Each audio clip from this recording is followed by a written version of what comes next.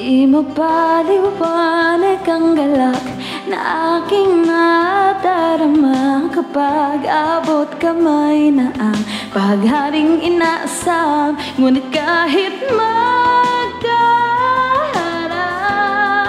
dito ay bumabagyo, ngunit dyan maambon lamang.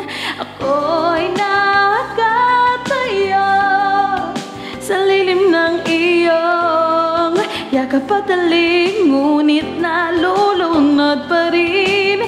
Nangangarap na manggihan man lang ng pag-ibig mong binihag ng mga ulap. Paano ba patitilain ng bagyo kung ang gusto mo lang ay ambon?